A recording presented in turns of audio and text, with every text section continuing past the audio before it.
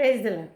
స్నేహితులారా, ఒక వ్యక్తి తనకున్న అవసరతను బట్టి, లేక తనకున్న ఆయాసములను బట్టి, అనారోగ్య పరిస్థితులను బట్టి, ఇలా ఎన్నో రకాలుగా యేసుక్రీస్తు యుద్ధకు రావడము జరుగుతుంది. అలా వచ్చిన వారిని త్రోసివేయని దేవుడు క్రీస్తు కాబట్టి, వారి మొరను అంగీకరించడము, వారికి కావాల్సిందేంటో క్రీస్తు ఇవ్వడం జరుగుతుంది. అలా అలా క్రీస్తు ద్వారా మేలును అనుభవించిన వాళ్ళు మరి వారి యొక్క విశ్వాసాన్ని అక్కడ స్థిరపరచుకుంటారు. యేసుక్రీస్తు వద్దకు వెళ్తే మేలు జరుగుతుంది అనే ఒక విశ్వాసం వాళ్ళ లోపల కలుగుతుంది. అయితే విశ్వాసం కలగడము మంచిదే, కానీ కొందరు ఏం ఆలోచిస్తారంటే యేసుక్రీస్తు వద్దకు వెళ్తే ఏది అడిగినా ఇస్తాడు, ఏదైనా మంచి జరుగుతుంది, కాబట్టి ఇక నుండి నేను క్రీస్తు మార్గంలో నడుస్తాను, ఇంకా నాకు నా జీవితంలో ఎలాంటి బాధలు లేవు, ఎందుకంటే యేసుక్రీస్తును నమ్ముకున్నాను కాబట్టి, క్రీస్తుని నమ్ముకున్నాను కాబట్టి ఇంకా అనారోగ్యము రాదు, ఎటువంటి లోటుపాట్లు ఉండవు, అంత సంతోషంగా హ్యాపీగా వెళ్ళిపోతుంది నా లైఫ్. ఏమంటే ఆదివారం వచ్చిందంటే చర్చికి వెళ్ళాలి, రావాలి, సరిపోతుంది, అదే కదా క్రీస్తుకి కావాల్సింది అని ఇలా ఆలోచిస్తాం. ఏ శ్రమ రాకూడదు, ఇంకా ఏ ఇబ్బంది కలగకూడదు, హాయిగా అలా వెళ్ళిపోవాలి జీవితం అని ఆలోచిస్తాం. కానీ స్నేహితులారా, అలా ఆలోచించడము మరి చాలా పొరపాటు. ఎందుకంటే క్రీస్తును నమ్మినంత మాత్రాన ఎటువంటి శ్రమలు ఉండవు, బాధలు ఉండవు అనుకోవడం కంటే, ఎటువంటి శ్రమ వచ్చినా, సమస్యలున్నా మరి క్రీస్తు సహాయం ద్వారా నేను ముందుకు వెళ్తాను అలా అనుకోవాలి. కానీ క్రీస్తుని నమ్మినంత మాత్రాన ఏం బాధలు ఉండవు అనుకోవడం మాత్రము పొరపాటు. దేవుని బిడ్డలారా, మరి యేసుక్రీస్తును నమ్ముకున్నాను, మొదట్లో బాగానే ఉండింది, కానీ తర్వాత చాలా కష్టం అవుతుంది, అసలు ఎందుకు నమ్ముకున్నానో ఏంటో, ఎందుకు వచ్చానో ఏమో ఇందులోకి కదా, ఇలాంటి మాటలు వినబడతా ఉంటాయి అక్కడక్కడ. కానీ స్నేహితులారా, క్రీస్తును నమ్మినంత మాత్రాన శ్రమలు లేకుండా ఉండాలి అనుకోవడము మానవ తలంపది. అయితే దైవికంగా మనం ఆలోచిస్తే మరి క్రీస్తుతో కూడా మనం నడిస్తే ఎటువంటి శ్రమ అయినా, ఎటువంటి అనారోగ్య పరిస్థితులైనా ఆయన సహాయంతో మనం ముందుకు నడిస్తే ఆ సమస్య చక్కగా నీకు అనుకూలంగా మారుతుంది.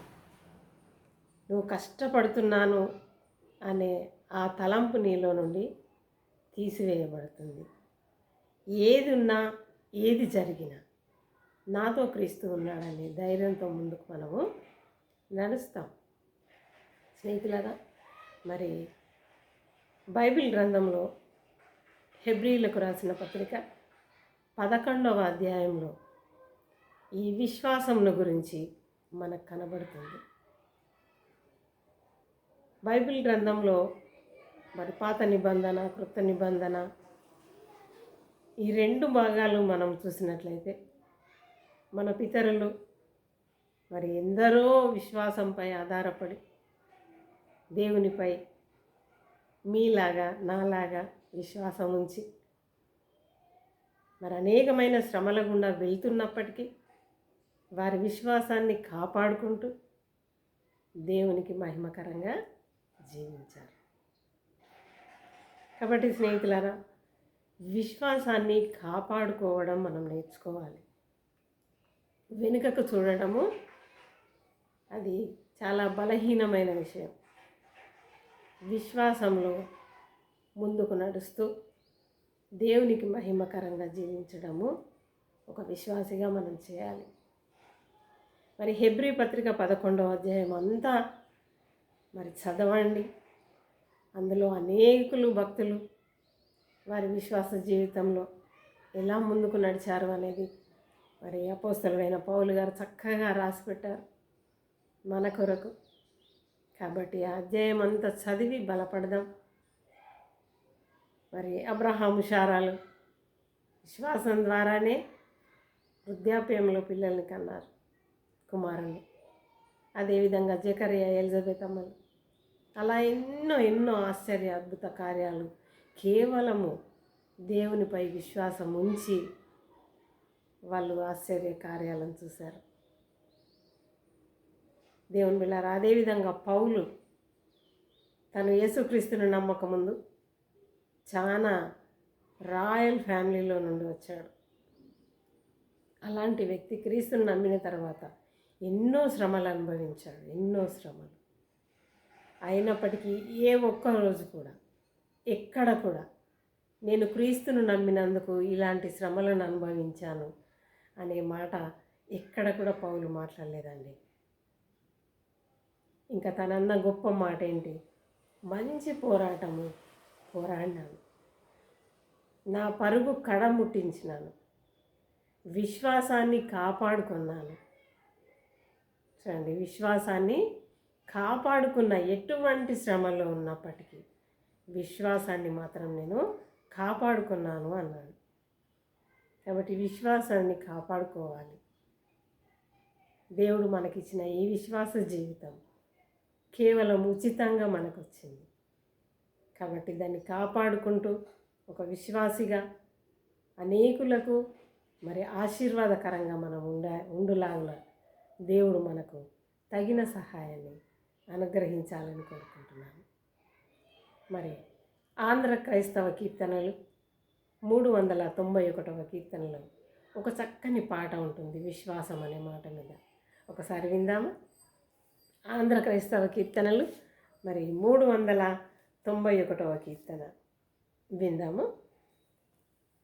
విశ్వాసమే విజయము విను ప్రియుడాయ, విశ్వాసమపజయము.